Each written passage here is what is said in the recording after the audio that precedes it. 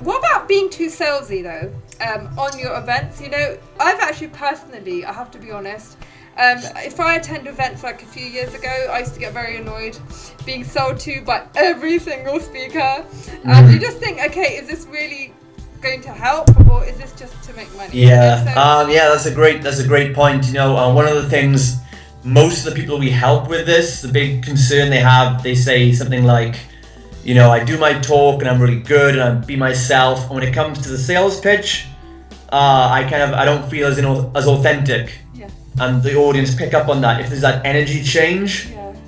it is, people can tell that you're not comfortable selling, which means that they don't believe in your product. Okay. As for like multi-speaker events, I don't really approve of those too much. There's a couple of companies in the world that do them really well because all the speakers are highly trained. It's like stealth selling, you don't even know they're doing it sometimes. But then when smaller companies try and pull that off, it ends up like a mess, and we avoid those things. Right. You know, if we have 2 speakers at one event, only one can pitch. Yeah. So there should be some sort of limit. One main speaker, Yeah. make the money, that's your objective, and then maybe 1 or 2 supporting speakers if you want. So for anyone who's doing this or wants to do it and is worried about that coming across as inauthentic, again, there's many it's all part of a big system to work around that. But one of the things we actually do a bit differently is we actually pitch our product at the beginning of the talk. Yeah, I was about to say, you can actually get the people to choose which seminar they want to hear that might be more related to them. Would that be something that's a good strategy? Sometimes, yeah, you can have 1 or 2 different signature talks. Yes. But what we do really is, we call it seeding. It's like seeding, so this is very different to like what most people do, but we'll usually, when you tell your story in the beginning, you can weave your product into the story. Oh, I see. So, for example, I'll do a quick example here. Let's say I'm doing, you give me a niche again, an industry. Okay.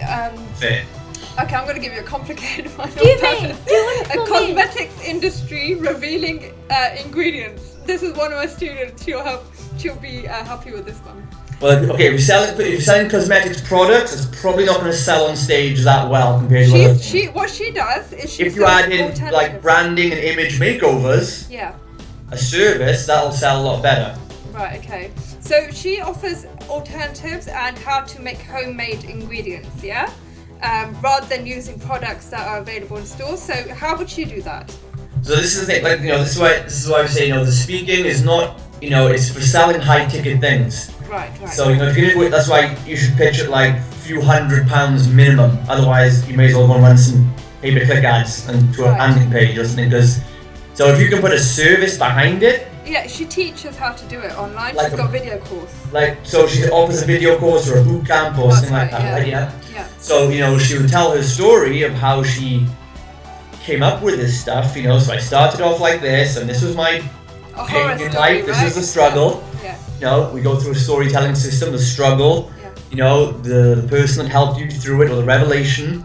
And, then you can say, and that's when, at that point of my career, I created the, what's the product called? It's called Behind the Truth. She's... video program, right? Yeah, it's like a video program. So you can say, at this point in my career, then that's when I created the Behind the Truth video program. And, since launching that in the first year, it went really well. And then 2 years later, we've put, 100,000 people through the program. And, right now it's in 20 countries around the world, or it's online, and then you'd say, and in that program, there's 3 main things we teach. There's, step 1, step 2, and step 3. I have no idea what they would be. And then we kind of walk through. So you're giving people the overall blueprint, and you spend maybe 10-15 minutes at the beginning of your talk going through this. So you're actually teaching through selling, or selling through teaching. It makes sense, yeah. So you say, step 1, the first thing we had to teach all our students who did this course with us was all about X. And here's why it's really important. And without knowing X, these bad, terrible things will happen in your life. And then, after that, the next thing we have to teach our students every year on this course that runs in 27 countries is point Y, and then point Z. You know, at this point now, you've already kind of explained, people know there's a program, they know they've got social proof behind it, and then to lead into your talk, because your talk should be kind of, you come up, the talk is tailored to the product you're selling. So usually if there's 3 or 5 or 7 main modules to your back-end program, the signature talk will cover like 1 or 2 of those things.